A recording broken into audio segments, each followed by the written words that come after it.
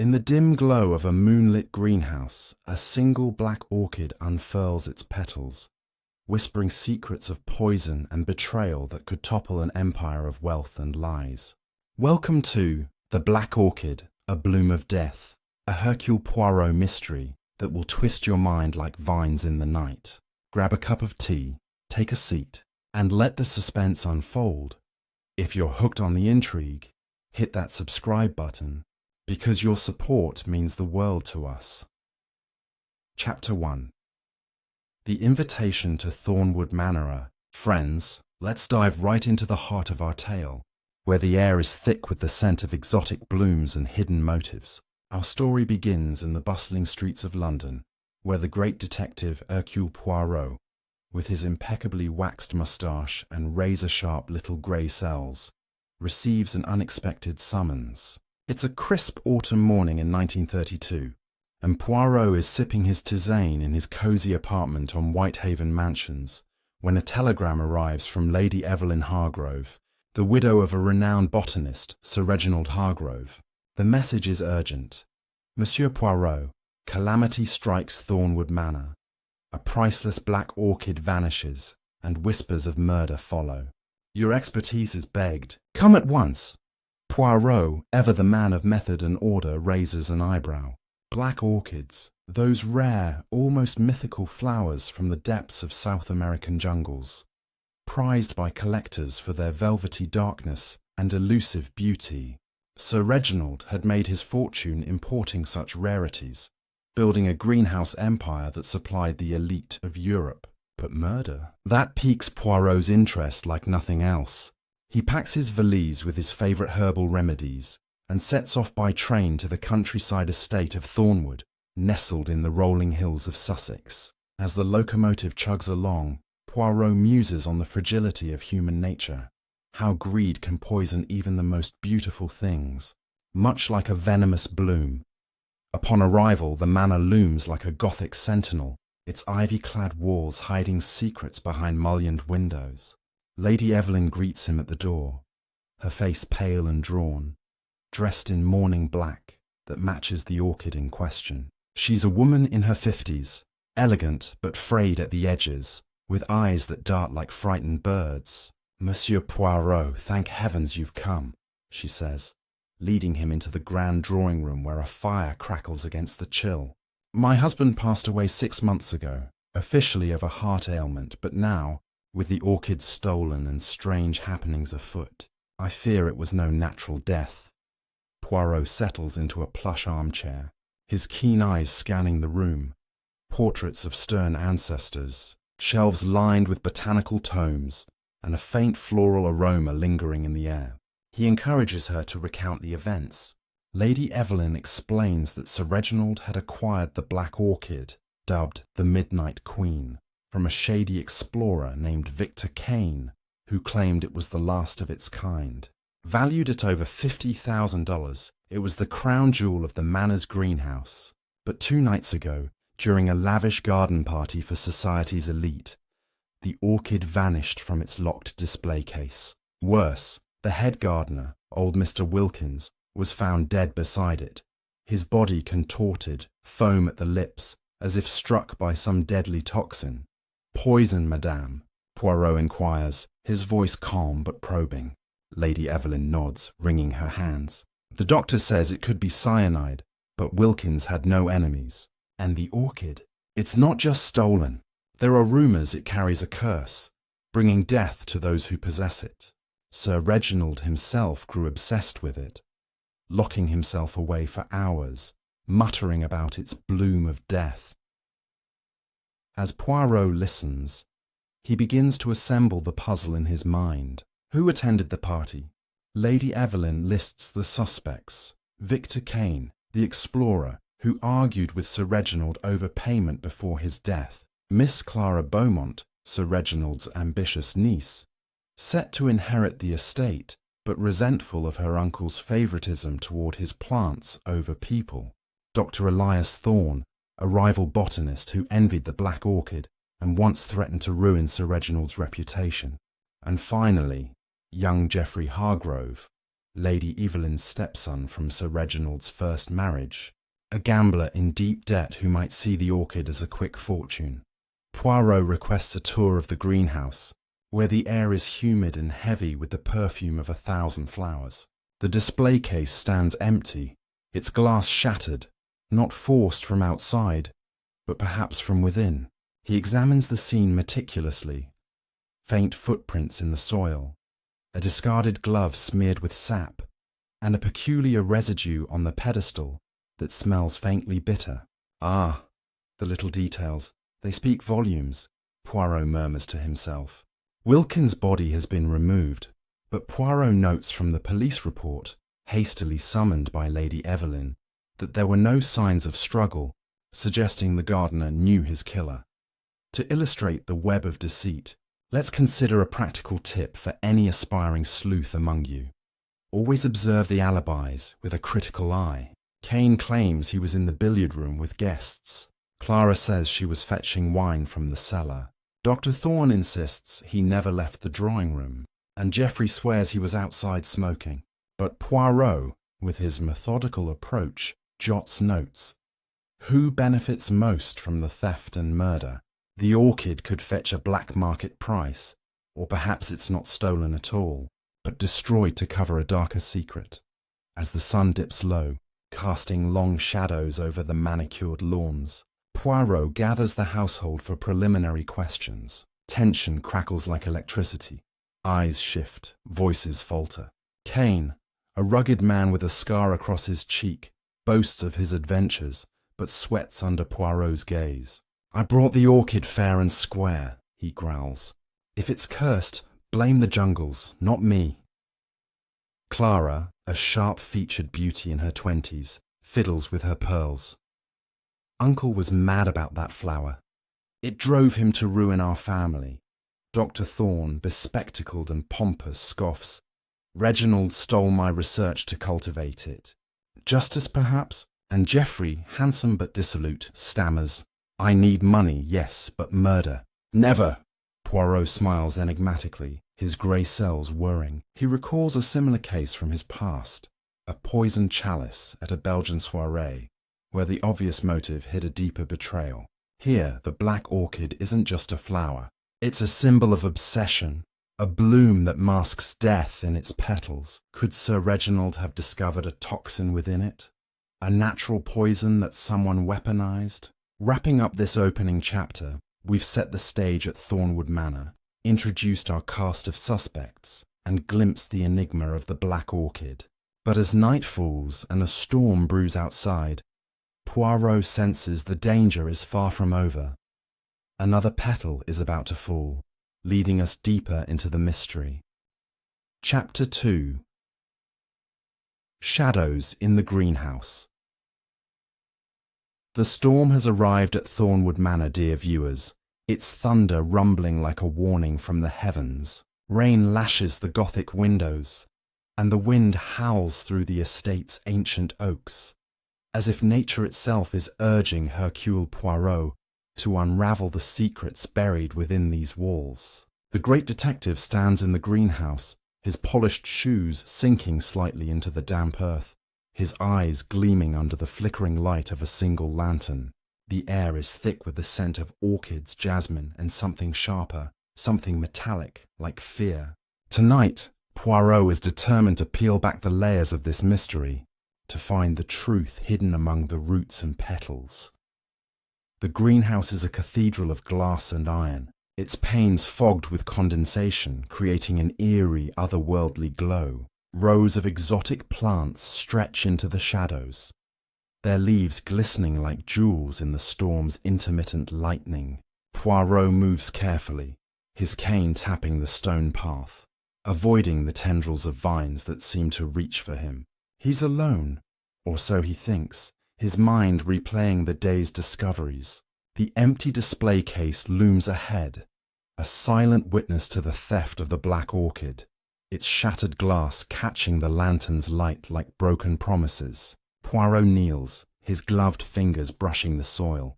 The faint footprints he noticed earlier are still there, but now he sees something new, a tiny glinting object half buried in the dirt.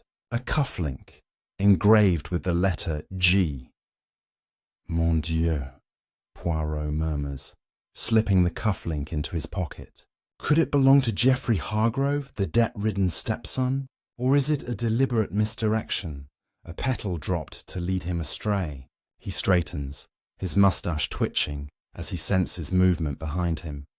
A rustle, too deliberate to be the wind. Spinning around, he holds the lantern high, its beam cutting through the darkness. For a moment, he glimpses a figure, tall, cloaked in shadow, slipping behind a curtain of hanging ferns. "Who is there?" Poirot calls, his voice steady but commanding. No answer comes, only the patter of rain and the creak of the greenhouse frame. Undeterred, Poirot follows the path deeper into the maze of greenery. The greenhouse is vast, a labyrinth of botanical wonders Sir Reginald spent a lifetime cultivating. He passes shelves of rare specimens, orchids with petals like tiger stripes, carnivorous plants with jaws agape, and strange luminescent blooms that seem to pulse in the dark. At the far end, he finds a small workbench cluttered with tools, vials, and a leather-bound journal. Sir Reginald's, no doubt. Poirot flips it open, his eyes scanning the meticulous handwriting. The pages detail experiments with the black orchid, noting its unique properties. A sap that burns the skin, a fragrance that dizzies the mind. One entry, dated weeks before Sir Reginald's death, reads, "The Midnight Queen hides a venom unmatched. A single drop could kill a man in minutes. I must protect it at all costs." Poirot's brow furrows. A natural poison? This could explain Wilkins' gruesome death, the foam at his lips, the lack of struggle. But who would know such a secret? He tucks the journal under his arm, intending to study it later, when a sudden crash echoes from the other side of the greenhouse. He hurries toward the sound, his heart steady, but his senses alert. There, near a cluster of towering palms, lies a shattered terracotta pot, its soil spilled across the floor. Beside it, a single black petal, velvety, unmistakable, glints in the lantern light. The black orchid, or a piece of it here. Poirot's mind races. Was it never stolen but hidden? Or is someone toying with him, leaving clues like breadcrumbs in a fairy tale? As he examines the petal, footsteps approach, not stealthy, but hurried. It's Lady Evelyn, her face ghostly pale in the lantern's glow, a shawl clutched tightly around her shoulders. "Monsieur Poirot?" she gasps, her voice trembling. "I saw someone outside lurking near the manor's west wing. I fear they're still here watching us." Poirot's eyes narrow. "Describe this figure, madam." She hesitates, her fingers twisting the shawl. Tall, cloaked, moving like a shadow. I couldn't see their face, but they were near the old well, where Reginald used to store his rarest specimens. Poirot nods, his mind cataloguing this new information. The west wing, the well, places to investigate come morning. For now he escorts Lady Evelyn back to the manor, the rain soaking his coat as they cross the muddy lawn. Inside, the household is restless. The storm has trapped everyone indoors, and the air hums with unspoken accusations. In the drawing room, Victor Kane lounges by the fire, a glass of brandy in hand, his scar stark against his weathered face. "Storm's a beast," he remarks, eyeing Poirot. "Hope you're not chasing ghosts out there." "Detective." Clara Beaumont sits at the piano, her fingers idly plucking a sombre tune, her eyes darting to Geoffrey, who paces near the window, his face flushed. Perhaps from drink, perhaps from guilt. Dr. Elias Thorne, the rival botanist, is absent, claiming a headache earlier that evening. Poirot makes a mental note to check on him. He addresses the room, his voice calm but firm. "Mes amis, the black orchid is more than a flower. It is a key to a darker truth. Someone here knows more than they admit. I ask only for honesty, lest the storm outside becomes the least of your worries." The room falls silent, save for the crackle of the fire. Clara's fingers pause on the keys. Geoffrey stops pacing, his hand brushing his cuff, missing a cufflink, Poirot notes. Kane's smirk fades, his grip tightening on his glass. Back in his guest room, Poirot locks the door and sits at a small desk, the journal open before him. The storm rages outside, lightning illuminating his notes. He sketches a timeline. Sir Reginald's death 6 months ago, deemed natural. The garden party 2 nights ago, where the orchid vanished and Wilkins died. The cufflink, the petal, the shadowy figure. He recalls a detail from Lady Evelyn's earlier account. Sir Reginald's obsession with the orchid had grown manic, as if he feared it. Was he protecting a fortune or guarding a deadly secret? And why would someone risk stealing it now after his death? Poirot's thoughts are interrupted by a faint tapping at his window. He rises, cautious, and peers through the rain-streaked glass. Nothing but darkness and swaying branches. Yet, as he turns away, a soft thud comes from the hallway. Slipping his revolver from his valise, a precaution he rarely admits to carrying, he opens the door. The corridor is empty, but at the far end a door creaks ajar. Dr. Thorne's room. Poirot approaches, his footsteps muffled on the carpet. Inside, the room is in disarray. Papers strewn across the floor, a broken vial leaking a viscous liquid onto the desk. Thorne himself is slumped in a chair, his face ashen, his breathing shallow. "Poison," he whispers, clutching his throat. "The orchid. It's not what you think." Poirot acts swiftly, calling for help while propping Thorne upright. As servants rush to fetch a doctor, Poirot examines the vial. The liquid smells faintly of almonds. Cyanide, perhaps, or something more exotic. Thorne's words echo in his mind. Not what you think. Is the orchid a weapon, a lure, or something else entirely? As the storm thunders on, Poirot realizes the killer is moving faster than he anticipated, striking under the cover of rain and shadow. This chapter closes with Poirot standing watch over Thorne, his little grey cells buzzing like bees in a hive. The black orchid is no mere prize. It's a catalyst, drawing out greed, fear, and vengeance. But who wields its power, and who will be its next victim? The night is far from over, and the manor's secrets are only beginning to unfurl. Chapter 3. The Whisper of the Well. The storm rages on at Thornwood Manor, its fury shaking the very foundations of the old estate, as if urging the walls themselves to confess their secrets. Hercule Poirot stands in Dr. Elias Thorne's dishevelled room, the air heavy with the bitter scent of spilled poison. Thorne, barely conscious, is carried away by servants to await the doctor's arrival from the village. A perilous journey through the flooded roads. Poirot's eyes, sharp as ever, scan the chaos. Scattered papers, a toppled chair, and that broken vial, its contents pooling like a dark omen. The night is growing darker, and the mystery of the black orchid tightens its grip, its roots sinking deeper into the hearts of those within these walls. Poirot kneels to examine the papers strewn across the floor. They are filled with botanical sketches, intricate drawings of orchids, their petals annotated with chemical formulas. One page, crumpled and stained, catches his attention, a diagram of the black orchid, labelled the Midnight Queen, with notes on its sap, toxic in concentration, paralytic in trace amounts. Thorne, it seems, was not merely a rival to Sir Reginald, but a scholar of the orchid's deadly potential. Did he try to steal it to unlock its secrets, or was he silenced to protect them? Poirot slips the paper into his pocket, his mind racing. Thorne's whispered words, "It's not what you think," linger like a riddle. With the household in disarray, Poirot decides to follow Lady Evelyn's earlier clue, the shadowy figure near the old well by the west wing. He dons his coat, braving the storm once more, his lantern casting a feeble glow against the torrential rain. The west wing is a neglected corner of the manor, its stone walls crumbling, ivy choking the windows. The well, ancient and moss-covered, sits in a small courtyard, its wooden cover warped by years of neglect.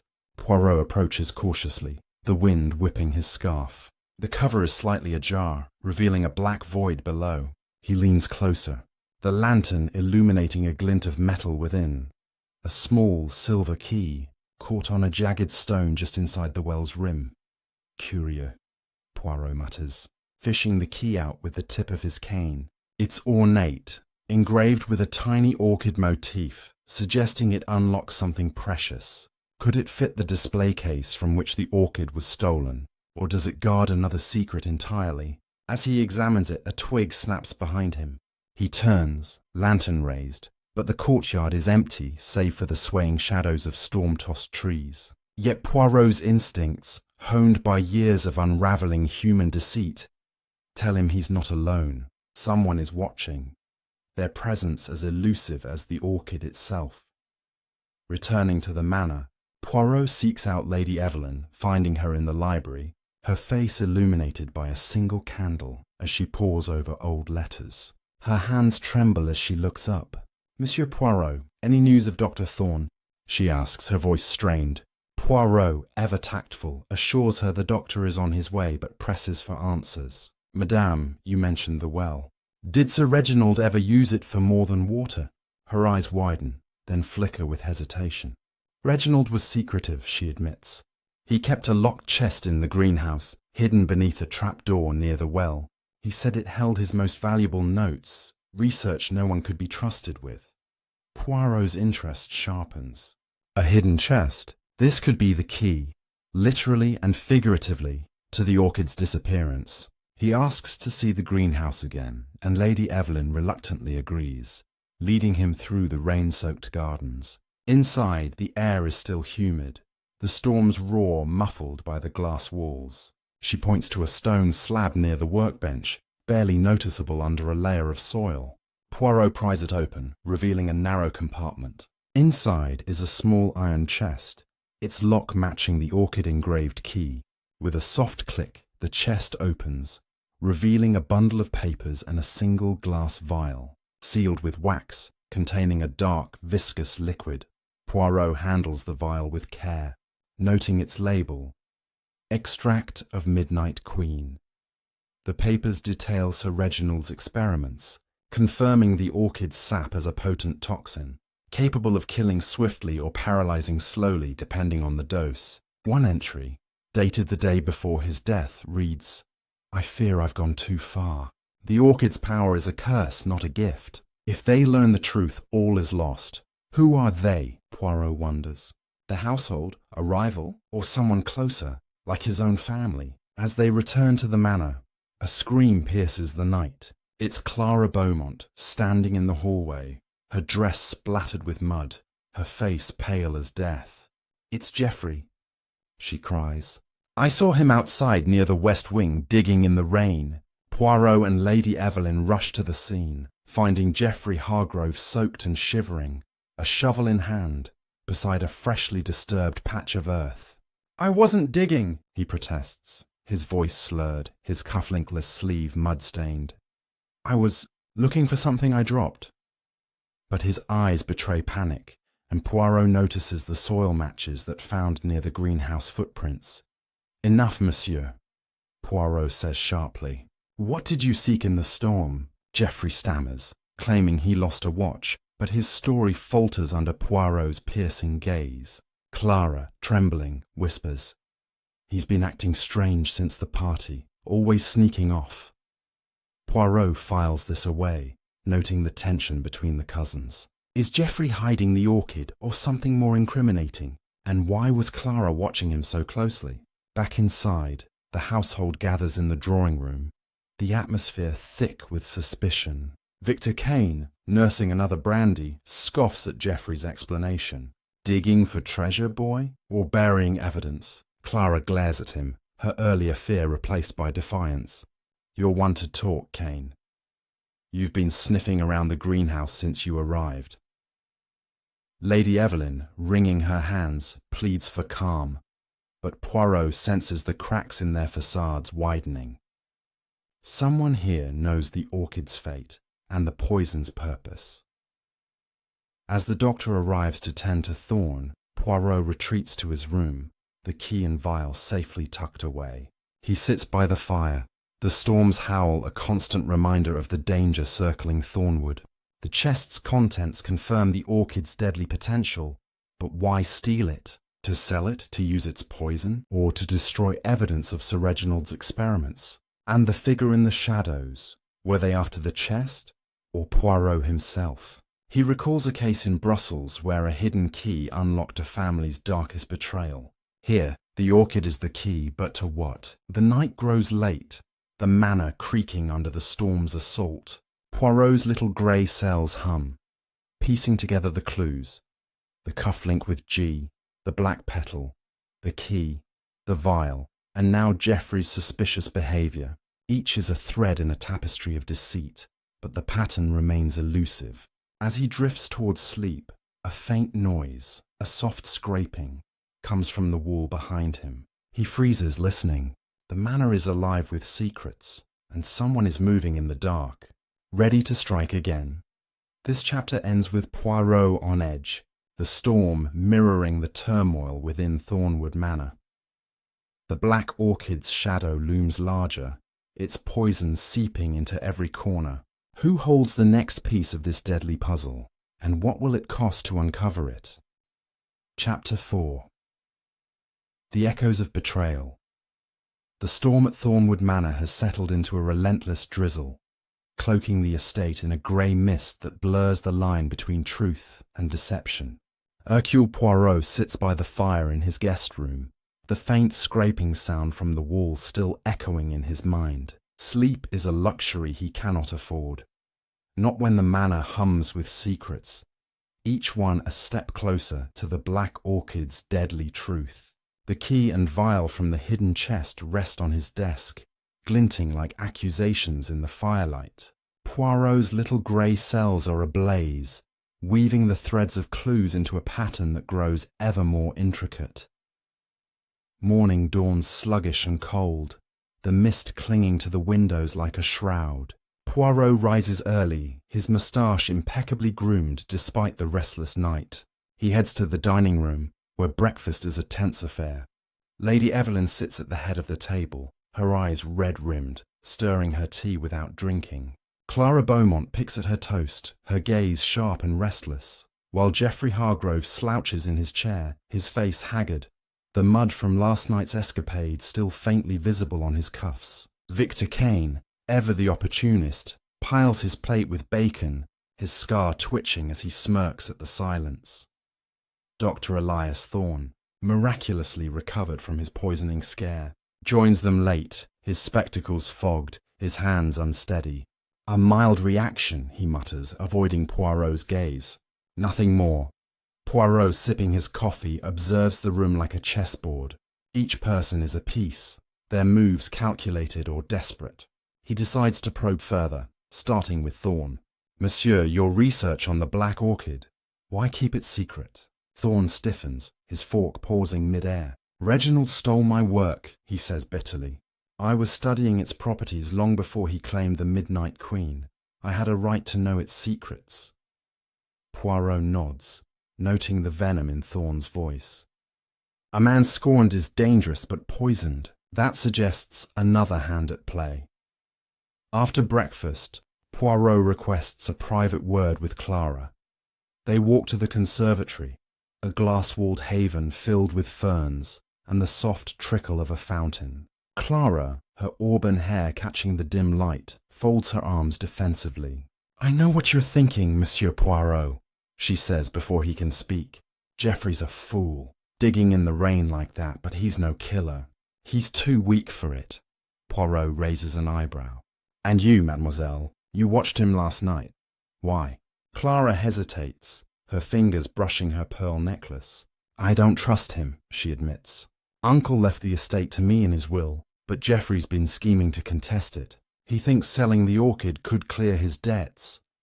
This revelation sharpens Poirot's focus. A contested will. Greed is a motive as old as time. He presses further, asking about her own movements during the garden party. Clara claims she was in the cellar, fetching wine, but her eyes flicker, a tell, perhaps, of a half-truth. The cellar, mademoiselle, Poirot muses. Is it near the greenhouse? She nods, then catches herself, her cheeks flushing. Not really, she says quickly. I mean, it's across the lawn.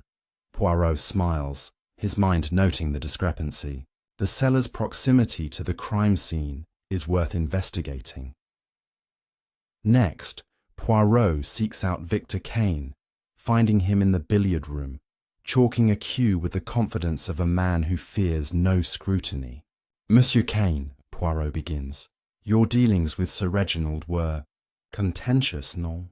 Kane laughs, a rough sound like gravel. "Reginald tried to cheat me out of my fee for that orchid. I brought it from the Amazon, risked my neck for it. He paid half, then died before settling the rest." "Bad luck, eh?" Poirot's eyes narrow. "And the night of the party? You were in this very room?" Kane nods, gesturing to the table. "Playing around with some toffs. Ask them." But Poirot knows alibis can be bought, especially by a man as cunning as Kane. Determined to follow the trail of the key, Poirot returns to the greenhouse, the air still heavy with the scent of damp earth and blooms. He examines the display case again, testing the orchid-engraved key in its lock. It fits perfectly, confirming his suspicion. The key was meant to open the case, yet it was found in the well. Was it dropped in haste or planted to mislead? Nearby, he notices a faint scratch on the workbench, as if something heavy was dragged across it. Kneeling, he finds a hidden compartment beneath a loose board. A small empty space, just large enough for a vial or a small box. Another hiding place. The plot thickens. As Poirot emerges from the greenhouse, he spots Geoffrey lurking near the west wing, his coat damp from the drizzle. "Monsieur Hargrove!" Poirot calls, striding forward. Geoffrey startles, his hands shoved deep in his pockets. "Just getting some air," he mutters, but his eyes dart to the well. Poirot decides to test him. "The cufflink with G, monsieur. It was yours." Geoffrey's face pales, his hand instinctively touching his sleeve. "Lost it ages ago," he says too quickly. "Could be anyone's." But Poirot's smile is knowing. A liar's tongue betrays him as surely as footprints in the soil. That afternoon, Poirot gathers the household in the drawing room to share a calculated revelation. "Mes amis," he says, his voice calm but commanding. "The black orchid was not stolen for profit alone. Its poison, extracted and weaponized, is the true prize. Someone among you knows this and has acted upon it." The room erupts in protests. Kane scoffs. "Poison? That's jungle talk." Clara grips her chair, her knuckles white. Thorne adjusts his spectacles, silent. Geoffrey stammers, "You're mad, Poirot." But Lady Evelyn's gasp cuts through the noise. "Reginald warned me," she whispers. "He said the orchid could destroy us all." Poirot watches their reactions, each face a mask hiding guilt or fear. He recalls a case in Paris where a family's secrets were buried in plain sight, revealed only by pushing the guilty to the edge. Here, he senses the killer is growing bold or desperate. As the meeting disperses, he notices Clara slip a note to Geoffrey, their eyes meeting briefly. A conspiracy between cousins? Or a distraction from another's guilt? As evening falls, the mist thickens, wrapping Thornwood in a ghostly veil. Poirot retires to his room, spreading Sir Reginald's journal and Thorne's papers across the desk. A pattern emerges. Both men were obsessed with the orchid's toxin, but Sir Reginald feared its misuse, while Thorne saw it as a scientific triumph. Did Thorne poison himself to deflect suspicion, or was he a victim of his own curiosity? And what of the key, the cufflink, the petal? Each clue is a petal of the black orchid, leading Poirot closer to the heart of the mystery. A sudden knock at his door startles him. It's Lady Evelyn, her face ashen. "Monsieur Poirot, the cellar, it's been opened. I found the lock broken and there's something inside." Poirot grabs his coat, his pulse quickening. The cellar, Clara's alibi, now a new stage in this deadly drama. What lies beneath Thornwood Manor, waiting to be unearthed? This chapter closes with Poirot descending into the shadows, the weight of the orchid's curse pressing heavier. The truth is near, but so is danger, lurking in the damp, dark corners of the estate. Chapter 5.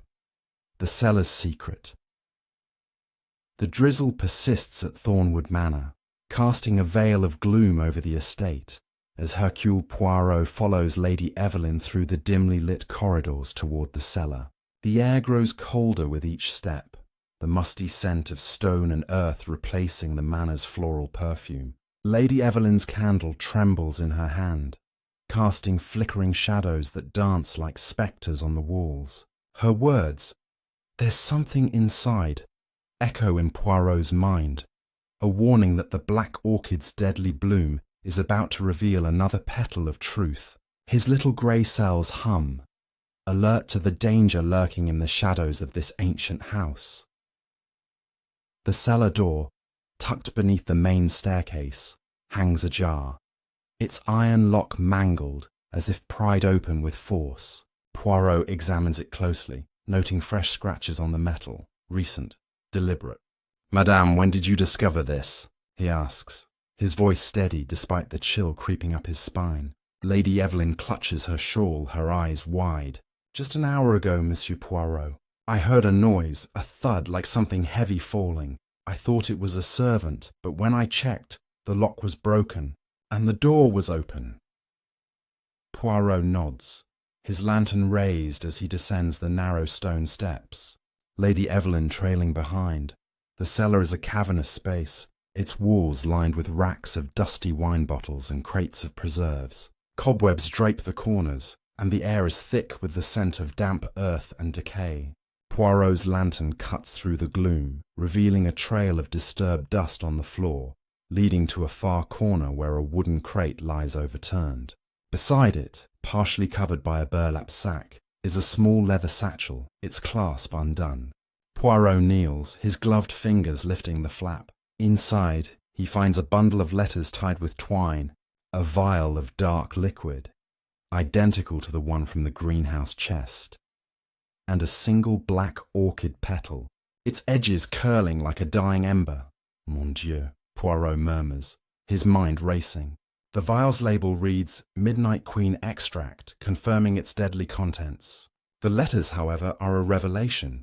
Written in Sir Reginald's precise hand, they are addressed to an unknown recipient, each one more frantic than the last. One, dated a month before his death, reads, "You cannot have it.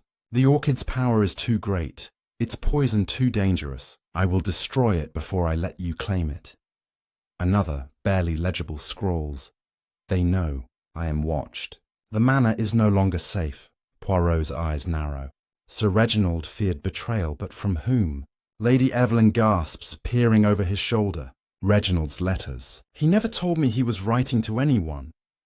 Her voice cracks, betraying a mix of fear and guilt. Poirot studies her, noting the tremor in her hands. "Madame, did your husband confide in anyone else? A friend, perhaps, or a rival?" She shakes her head, but her eyes flicker, as if a memory stirs. "He was distant those last months," she admits. "He spent hours in the greenhouse, locking the door even to me. I thought it was his grief over losing his first wife, but now..." Poirot tucks the letters into his coat, his mind piecing together the puzzle. The cellar, Clara's alibi, now holds evidence of Sir Reginald's desperation. Was she here, searching for these letters? Or was someone else, perhaps the shadowy figure from the greenhouse, leaving clues to taunt him? He rises, scanning the cellar for more signs. Near the crate, he spots a faint smear of mud, fresh, matching the soil from the West Wing's courtyard. The same soil on Geoffrey's cuffs. The threads of deceit are tightening. Returning to the manor, Poirot seeks out Clara Beaumont, finding her in the library, her nose buried in a botanical journal. She looks up, her face composed but her eyes wary. "Mademoiselle," Poirot begins, "you said you were in the cellar during the garden party, yet the lock was intact until tonight. How do you explain this?" Clara's fingers tighten on the book, her lips parting slightly. I must have been mistaken," she says, her voice faltering. "Perhaps I was in the pantry, not the cellar." Poirot's smile is polite but piercing. "The pantry, mademoiselle, is on the other side of the manor, a curious mistake." Before Clara can respond, a commotion erupts from the drawing room. Poirot hurries there, finding Victor Kane and Geoffrey Hargrove in a heated argument, their voices rising over the clink of glasses. "You're a liar, Kane," Geoffrey shouts, his face flushed. "You were never in the billiard room all night. I saw you near the greenhouse. Kane laughs, his scar twisting. Careful, boy. Accusing me won't dig you out of your debts. Poirot steps between them, his presence commanding silence. Monsieur, enough. Monsieur Kane, where were you when the orchid vanished? Kane shrugs, his eyes cold. Billiards, like I said. Ask the guests. But Geoffrey's accusation lingers, a crack in Kane's alibi. Poirot turns to Geoffrey, holding up the cufflink with the engraved G. And you, monsieur, where did this fall? Geoffrey's face drains of colour, his hand brushing his sleeve. I told you. I lost it weeks ago, he stammers.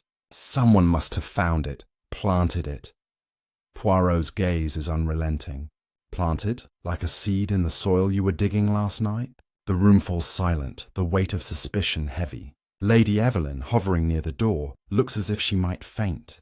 Dr. Thorne, now recovered but pale, watches from a corner, his spectacles glinting as the group disperses. Poirot retreats to the conservatory, needing solitude to think.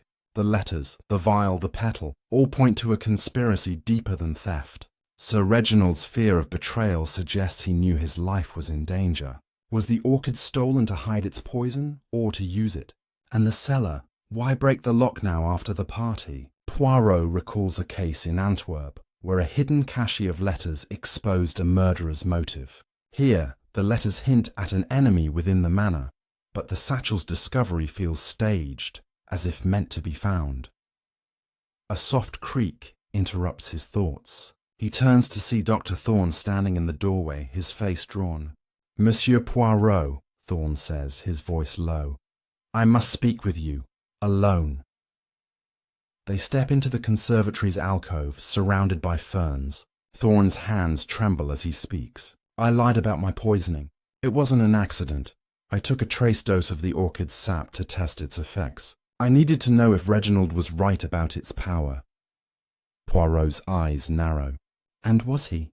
Thorne nods, his voice barely a whisper. It's deadly, but subtle. Someone here knows how to use it, and they've done so before. Before Poirot can press further, a scream echoes from upstairs. They rush to the source, Lady Evelyn's bedroom. She stands trembling, pointing to her vanity, where a single black orchid petal lies atop her mirror. Beside a note in crude handwriting, leave the orchid's secrets buried, or join them. Poirot's heart quickens. The killer is growing bolder, their threats blooming like the orchid itself. This chapter ends with Poirot clutching the note, the manor's walls closing in. The black orchid's poison is not just in its sap, but in the fear it sows. Someone is watching, waiting, and the next move could be deadly. Chapter 6. The Tangled Roots. The mist over Thornwood Manor thickens, wrapping the estate in a shroud that mirrors the fog of deceit clouding Hercule Poirot's investigation. The chilling note and black orchid petal found in Lady Evelyn's bedroom linger in his mind. A brazen challenge from a killer who moves with the stealth of a shadow. The manor feels alive with menace, its creaking floors and flickering lights whispering warnings. Poirot stands in the grand hallway, his lantern casting a soft glow, his little grey cells racing to untangle the web of motives and secrets that bind the household to the black orchid's curse. Morning brings no relief. The drizzle now a steady patter against the windows. Poirot gathers the household in the drawing room, his presence commanding despite the tension crackling in the air. Lady Evelyn clutches the threatening note, her face pale as porcelain. Clara Beaumont sits rigidly, her eyes darting to Geoffrey Hargrove, who slouches in a corner, his fingers twitching nervously. Victor Kane leans against the mantel, his smirk barely masking a flicker of unease. Dr. Elias Thorne, still shaken from his self-inflicted poisoning, adjusts his spectacles, avoiding direct gazes. Poirot holds up the note, his voice calm but cutting. Mes amis, someone among you seeks to silence the truth. This petal, this warning, it is a confession of guilt, no? The room erupts in denials. Kane scoffs. Sounds like someone's playing games, Poirot. Scaring the old lady for sport. Lady Evelyn flinches, but Clara snaps. Don't be crude, Victor.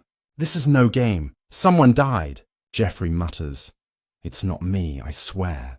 His voice barely audible. Thorne remains silent, his fingers tracing the edge of his chair. Poirot's eyes scan each face, noting the cracks in their composure. The note's crude handwriting suggests haste or disguise, but its message is clear. The killer fears exposure. Determined to trace the petal's origin, Poirot returns to the greenhouse, the heart of the mystery. The air is heavy with humidity, the scent of earth and blooms overwhelming. He examines the area where he found the single black petal days ago, near the shattered terracotta pot. The soil is undisturbed, but he notices a faint trail of fine, dark powder leading to a nearby shelf. Kneeling, he discovers a hidden nook behind a row of ferns, containing a small cloth sack. Inside, a handful of black orchid petals, dried, brittle, but unmistakably the Midnight Queen's. Curieux, Poirot murmurs. Were these petals harvested before the theft, or are they remnants of the stolen bloom? As he pockets the sack, a soft rustle comes from the far end of the greenhouse. Poirot moves swiftly, his cane silent on the stone path. Behind a curtain of vines, he finds a discarded scarf. Silk embroidered with the initials C.B. Clara Beaumont's. He recalls her shaky alibi about the cellar and her quick dismissal of Geoffrey's digging. Is she planting clues to frame her cousin, or is she entangled deeper in the orchid's curse? Poirot tucks the scarf away, his mind turning to the letters from the cellar, which hinted at Sir Reginald's fear of an unknown enemy. Seeking answers, Poirot confronts Victor Kane in the billiard room, where the explorer is practicing shots with a practiced ease. Monsieur Kane, Poirot begins, your journey to procure the black orchid, was it truly just for profit? Kane's cue pauses, his scar twitching. I'm a businessman, Poirot. I fetch what pays. Reginald wanted that flower, and I delivered. Poirot leans closer, his voice soft but probing. And when he refused full payment, did you seek other compensation? Kane's eyes narrow, but he laughs. You think I'd kill for a plant? I'm no fool. Yet his grip on the cue tightens, betraying a flicker of fear. Next, Poirot visits Dr. Thorne in his room, now tidied but still heavy with the scent of chemicals. Thorne is sorting papers, his hands steadier but his face drawn. Monsieur Thorne, Poirot says, your experiments with the orchid sap, did they begin before or after Sir Reginald's death? Thorne hesitates, then admits, after. I found his notes in the greenhouse, hidden in a false-bottomed drawer. He was developing a paralyzing agent, not just studying it. I wanted to continue his work. Poirot's eyebrow arches. And did you share this with anyone? Thorne shakes his head, but his eyes dart to the door, as if expecting an eavesdropper. The day wears on, and Poirot's investigation leads him to the West Wing's courtyard, where the old well stands silent. The mud around it is churned, likely from Geoffrey's nocturnal digging. But Poirot notices something new, a faint outline in the soil, rectangular, as if a box was recently buried and unearthed. He kneels, sifting through the dirt, and finds a shard of glass, its edge coated with a dried, dark residue. Another vial, perhaps, carelessly discarded. The pieces are aligning, but the picture remains elusive.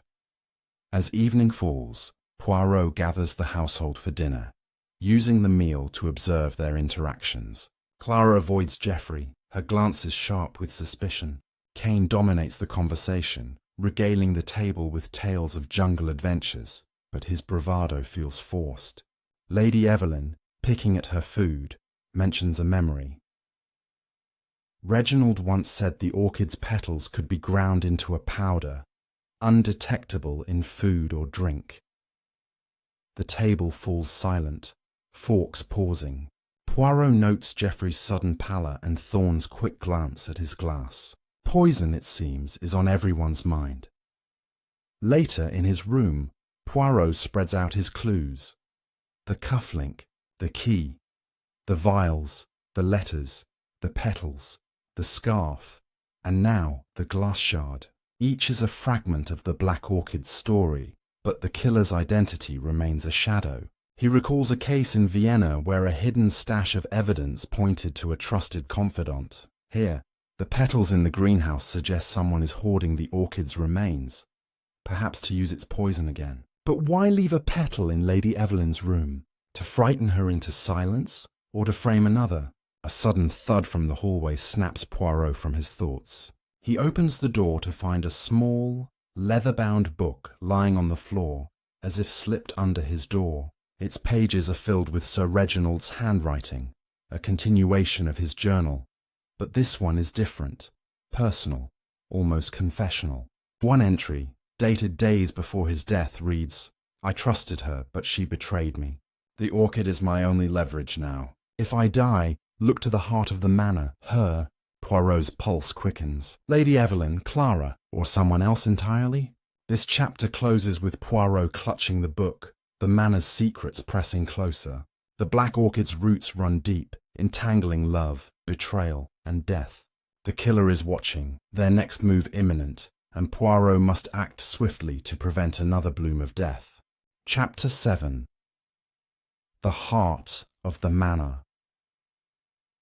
The drizzle over Thornwood Manor has softened to a faint mist, but the air remains heavy with secrets, each one coiling tighter around Hercule Poirot's investigation. The leather-bound book, slipped under his door in the dead of night, lies open on his desk, its cryptic words, "Look to the heart of the manor," burning in his mind. The great detective's little grey cells hum with purpose, sensing the Black Orchid's deadly mystery is nearing a critical turn. The manor itself seems to watch, its shadowed corridors and creaking floors guarding the truth Poirot seeks. Dawn breaks, grey and sombre, as Poirot begins his day with a renewed focus. The book's final entry suggests Sir Reginald knew his betrayer, a woman perhaps close to him. But who? Lady Evelyn with her trembling hands and haunted eyes, Clara Beaumont, ambitious and evasive, or another yet unseen? Poirot decides to explore the heart of the manor, a phrase that feels both literal and symbolic. He starts with the manor's central hall, a grand space dominated by a towering chandelier and a spiral staircase that seems to pulse with the estate's history. At its base, a faded rug catches his eye, its edges curling to reveal a faint outline in the floorboards. Kneeling, Poirot pries up a loose board, revealing a hidden compartment. Inside is a small, locked box, its surface etched with the same orchid motif as the key from the well. His pulse quickens as he fits the key into the lock, a perfect match. The box opens to reveal a single sheet of paper, folded tightly, and a locket, its clasp worn but intact. The paper is a letter, written in Sir Reginald's hand, addressed to my dearest E. It reads, "If you read this, I am gone. The orchid's secret is my undoing. Forgive me for what I hid, but know I acted to protect you. The truth lies with the one who wears my heart." Poirot opens the locket, finding a miniature portrait of a younger Lady Evelyn, her smile radiant, a stark contrast to her current grief. The letter's weight settles on Poirot. Was Lady Evelyn the betrayer, or the one Sir Reginald sought to protect? He seeks her out, finding her in the morning room, staring out at the misty gardens. "Madam," he begins gently, holding up the locket. "This was hidden in the heart of the manor. Your husband left it for you."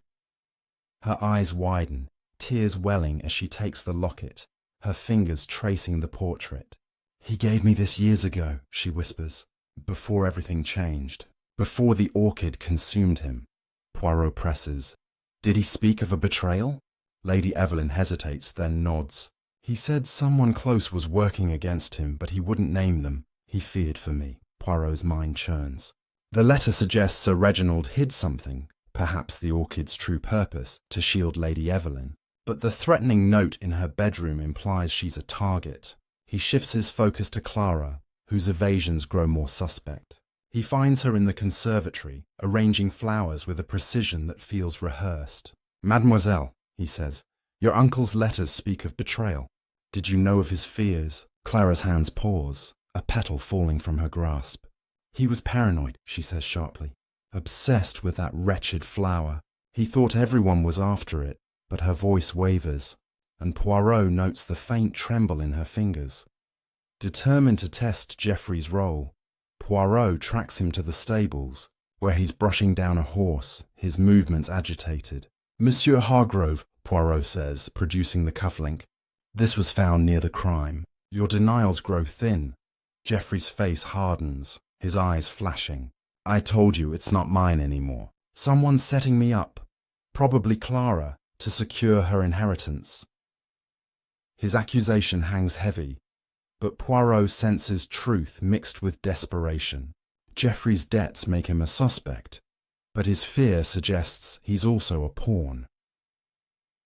Next, Poirot corners Victor Kane in the library, where he's leafing through a botanical atlas. Monsieur Kane, Poirot says, your alibi for the night of the theft is unverified, and your knowledge of the orchid's origins, did it include its poison? Kane's scar twitches, his grin cold. I know plants, Poirot. That orchid's sap could kill, sure, but I'm no chemist. I just wanted my money. His nonchalance feels forced, and Poirot notes the way his hand lingers near his pocket, as if guarding something. Dr. Thorne, meanwhile, is in the greenhouse, examining a cluster of ferns. Poirot approaches, holding up the sack of dried petals. Monsieur Thorne, these were hidden here. Your work with the orchid's sap, did it involve preserving its petals? Thorne's face pales, his spectacles slipping. I studied them, yes, but I didn't hide them. Someone else must have. His denial is weak, and Poirot senses he's hiding more than scientific curiosity. As evening falls, Poirot gathers the household in the dining room, the chandelier casting long shadows. He lays out the clues, the hidden box, the locket, the letter, the petals. The heart of the manor has spoken, he declares. Sir Reginald feared a betrayer, one who knew the orchid's power. That person is among us and their mask is slipping. The room tenses, eyes darting. Clara grips her napkin. Geoffrey stares at the floor. Kane smirks, and Thorne adjusts his glasses nervously. Lady Evelyn's hand trembles on the locket, her gaze distant. A sudden crash from the kitchen breaks the silence. Poirot rushes to find a shattered teapot, its contents spilling across the floor, a faint almond-like scent rising. Poison again? The servants swear it was an accident, but Poirot's instincts scream otherwise. He examines the shards, finding a trace of dark powder, orchid petals, ground fine. The killer is moving, their actions bolder, as if taunting him to act. Back in his room, Poirot pores over the letter again. The one who wears my heart. Lady Evelyn's locket suggests her, but the threatening note contradicts this. He recalls a case in Lisbon where a hidden letter pointed to a lover's betrayal, masked by loyalty. Here, the orchid's poison links the deaths. Wilkins, perhaps Sir Reginald, and nearly Thorne. But the petals, the vials, the notes, they feel orchestrated, a trail laid to mislead. A soft knock interrupts him. It's Clara, her face pale. Monsieur Poirot, she whispers. I found something in the attic. A journal, not Uncle's. It mentions the orchid and a deal gone wrong. She hands him a slim notebook, its pages yellowed. Before he can ask more, she slips away, leaving Poirot with a new piece of the puzzle, its words promising to unravel the black orchid's deadly bloom. This chapter closes with Poirot alone, the notebook's secrets beckoning. The manor's heart has revealed a truth, but the killer's hand is swift, and the next petal may fall with fatal consequences. Chapter 8. The Journal's Confession. The mist clings to Thornwood Manor like a shroud, its damp chill seeping into the bones of the old estate as Hercule Poirot sits in his room, the newly discovered notebook from Clara Beaumont open before him. The flickering candlelight casts shadows that seem to writhe across the pages, each word a whisper from the past, pulling Poirot deeper into the black orchid's deadly enigma. The manor is restless tonight. its corridors echoing with the faint creaks of unseen movements. Poirot's little grey cells are alight, sensing that the truth, elusive as the orchid's scent, is within reach, yet guarded by a killer who grows ever more desperate. The notebook, unlike Sir Reginald's meticulous journals, is written in a hurried, uneven hand, its pages filled with cryptic entries. Poirot's eyes scan the first page, dated a year before Sir Reginald's death. The deal is struck. The orchid's power will change everything. But R hesitates. He fears the cost. The initials VK are scrawled in the margin. Victor Kane, surely. The entries detail a partnership, a plan to harness the black orchid's toxin for profit, perhaps as a weapon or a pharmaceutical, but the tone shifts darker in later pages. R betrayed us. He hides the formula, threatens to burn it. If he does, all is lost. Poirot's pulse quickens. A formula? This could be the key to Sir Reginald's fear, and his death. Poirot flips to the final entry, dated the week of Sir Reginald's passing. He knows too much. The orchid must disappear, and so must he. E suspects, but she's blind to the truth. E. Lady Evelyn. The reference is vague, but it suggests a conspiracy involving Kane and another, someone close to the manor's heart. Poirot recalls the locket and letter from the hidden box, pointing to Lady Evelyn as Sir Reginald's confidant. Yet the threatening note in her room marks her as a target. The notebook's writer, Kane, or someone using his initials, is central to this web. Determined to confront Kane, Poirot seeks him out, finding him in the manor's smoking room, a cigar glowing in the dim light. Monsieur Kane, Poirot says, holding up the notebook. This speaks of a deal with Sir Reginald, one you did not mention. Care to explain? Kane's scar twitches, his eyes narrowing. You're digging deep, Poirot, he growls, exhaling smoke. Reginald and I had plans, yes, big plans for that orchid's sap. But he got cold feet, wanted to destroy it. I didn't kill him for it, if that's what you're thinking. His defiance rings hollow, and Poirot notes the way his hand brushes his pocket, as if checking for something hidden.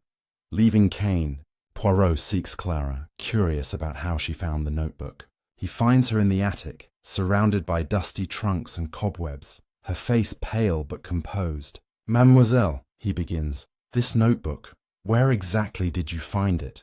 Clara points to a trunk in the corner, its lid ajar. There, under some old clothes. I was looking for family records, something to prove my inheritance over Geoffrey's claims. Her story is plausible, but Poirot senses a rehearsed quality to her words.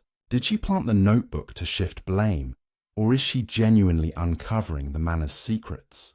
Next, Poirot visits Lady Evelyn in her sitting room, where she clutches the locket from the hidden box. Madame, he says gently, the notebook speaks of a betrayal and your husband's fear. Did he ever mention a formula for the orchid's toxin?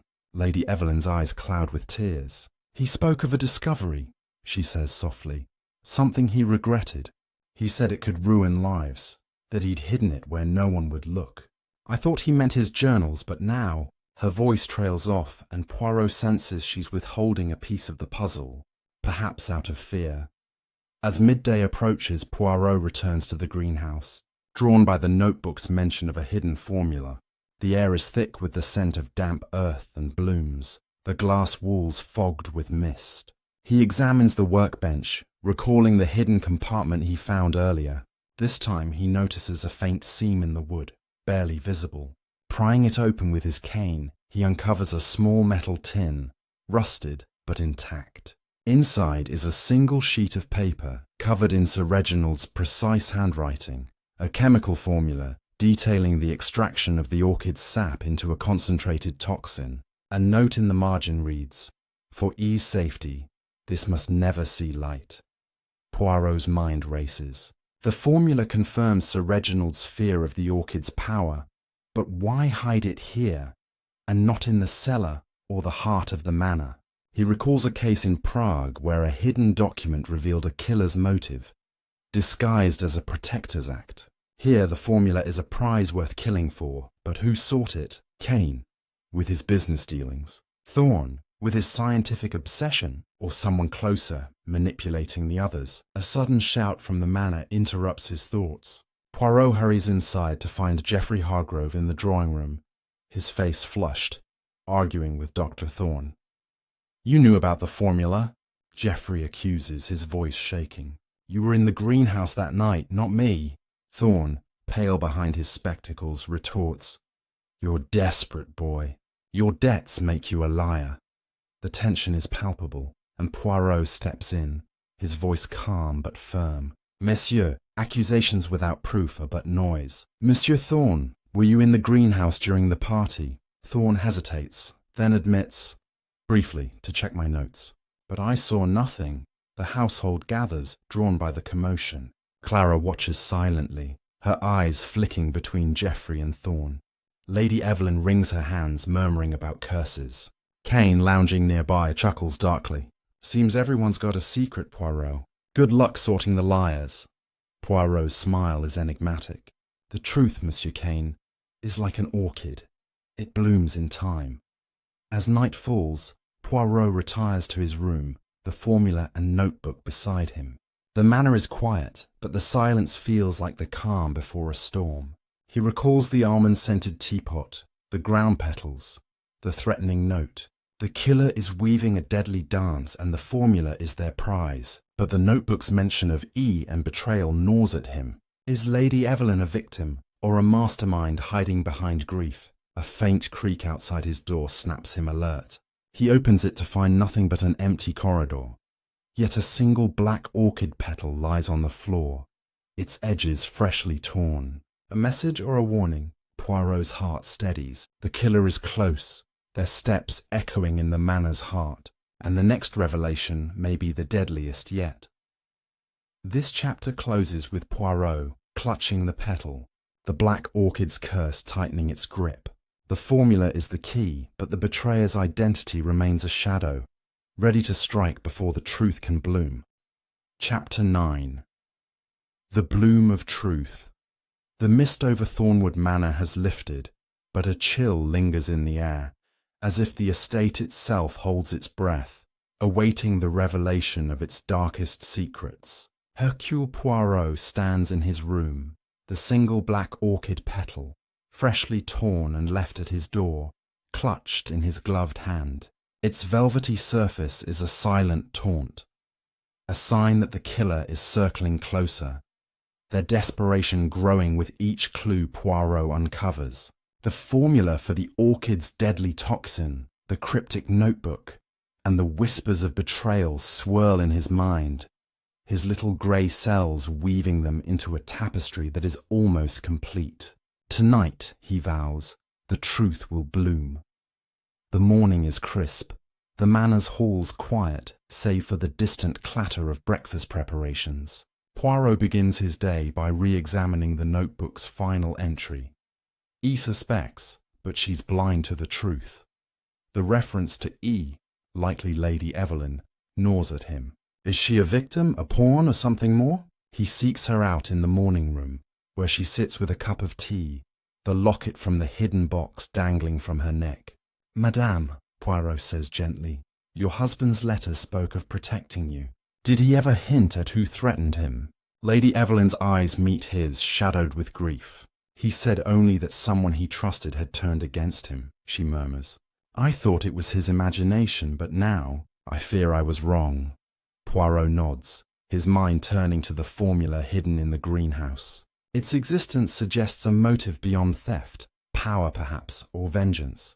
He decides to confront Dr. Elias Thorne, whose scientific obsession with the orchid's sap makes him a key player. He finds Thorne in the library, surrounded by botanical texts, his face drawn but alert. "Monsieur Thorne," Poirot begins, holding up the formula, "this was Sir Reginald's work, yet you pursued it. Why?" Thorne's hands tremble, his spectacles slipping. "I wanted to prove its potential," he admits. "Reginald was a fool to hide it. The sap could revolutionize medicine or war." His ambition is clear, but Poirot senses fear beneath it. And did you share this with anyone? Thorne shakes his head, but his eyes flicker to the door. Next, Poirot seeks Clara Beaumont, whose discovery of the notebook feels too convenient. He finds her in the conservatory, pruning roses with a precision that borders on obsession. "Mademoiselle," he says, "the notebook you found, its writer speaks of a deal with Sir Reginald. Did you know of such plans?" Clara's shears pause, a rose falling to the floor. "I knew Uncle was secretive," she says, her voice tight. "He met with Cain often, late at night. I thought it was about money, not this." Her hesitation suggests more, but Poirot lets it pass, noting her guarded posture. Geoffrey Hargrove is next, found in the drawing room, nursing a glass of whiskey despite the early hour. "Monsieur Hargrove," Poirot says, producing the cufflink, "your denials about this grow weaker.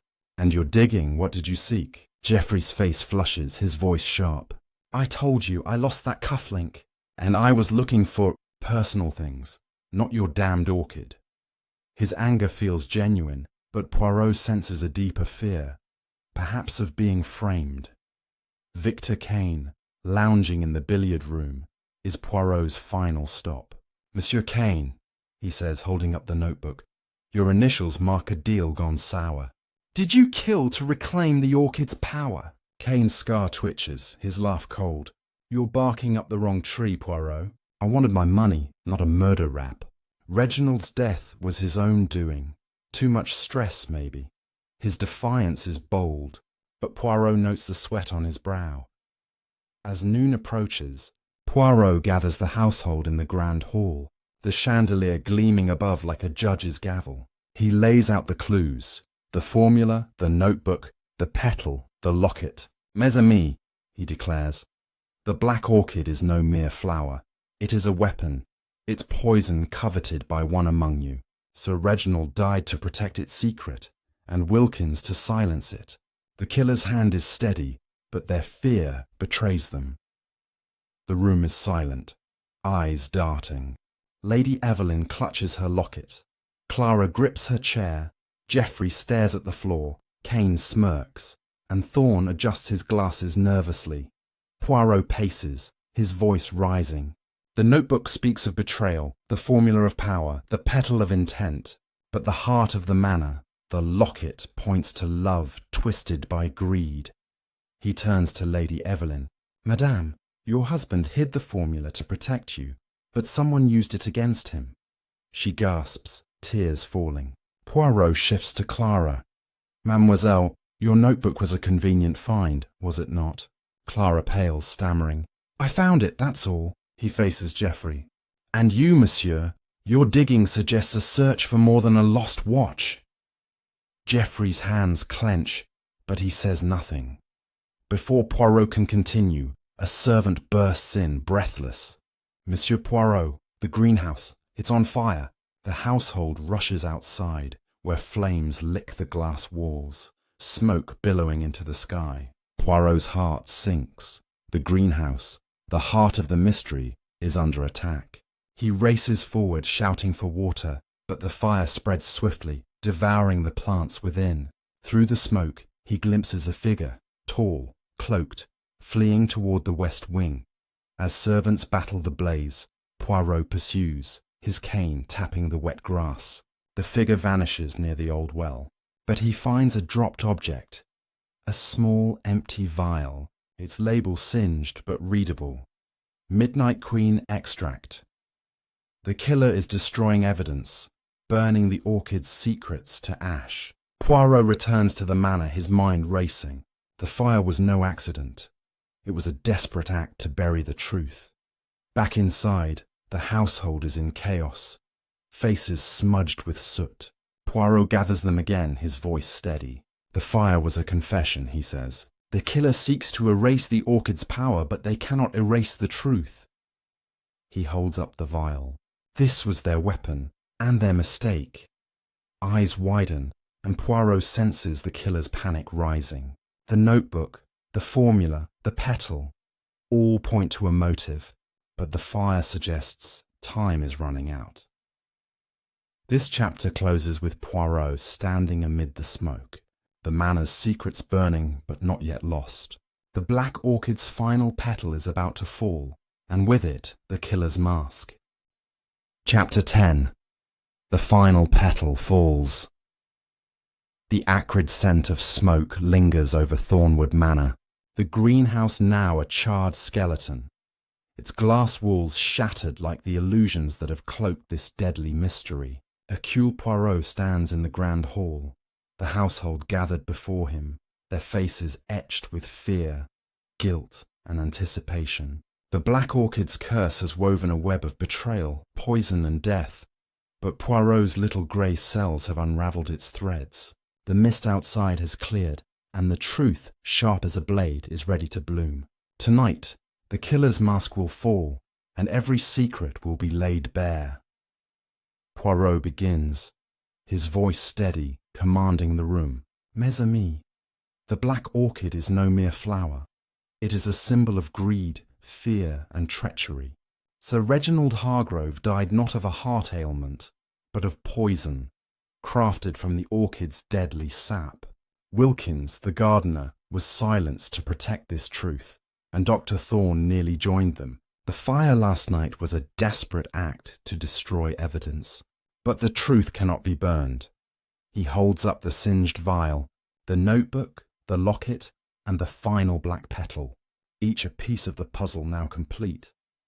He turns to Lady Evelyn, her locket gleaming in the chandelier's light. Madame, your husband hid a formula to protect you, believing you were in danger.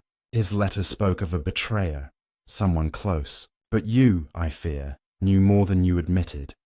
Lady Evelyn gasps, her hands trembling. I loved Reginald, she protests, tears falling. I knew he was troubled, but I never suspected murder. Poirot nods, his gaze softening. I believe you, madam. Your grief is genuine, but your silence hid a vital clue. He shifts to Victor Kane, whose scar twitches under Poirot's scrutiny. Monsieur Kane, your notebook detailed a deal with Sir Reginald to profit from the orchid's toxin, a weapon, perhaps, for unsavoury buyers. When he refused to deliver, you grew angry. Kane's smirk fades, his voice rough. I wanted my money, not his life. Poirot raises a hand. Yet you lied about your alibi. You were not in the billiard room all night. You were seen near the greenhouse. Poirot turns to Dr. Elias Thorne, whose spectacles glint nervously. Monsieur Thorne, your obsession with the orchid sap drove you to steal Sir Reginald's notes. You poisoned yourself to test its power, but also to deflect suspicion. Thorne stammers. I was curious, not a killer. Poirot's eyes narrow. Your curiosity was reckless, but not murderous. You sought glory, not blood. Next he faces Geoffrey Hargrove, whose flushed face betrays his fear. Monsieur Hargrove, your debts made you desperate. The cufflink, your digging, they point to you, but you were a pawn, manipulated by another. Geoffrey's voice cracks. I swear I didn't kill anyone. I was looking for the orchid to sell it, yes, but that's all. Poirot nods, sensing truth in his desperation. Finally, Poirot turns to Clara Beaumont, her face pale, her eyes sharp. Mademoiselle, you are the heart of this mystery. The notebook you found was no accident. You placed it to shift blame to Kane. The scarf with your initials, the broken cellar lock, your false alibi. You wove a web to hide your guilt. The room gasps, Clara's hands clenching. That's absurd, she cries, but her voice wavers. Poirot paces, his voice rising. Let us reconstruct. Sir Reginald discovered the orchid's sap could be a deadly poison. He planned to destroy it, fearing its misuse. But you, Clara, saw opportunity. As his niece, you had access to his journals, his greenhouse, his secrets.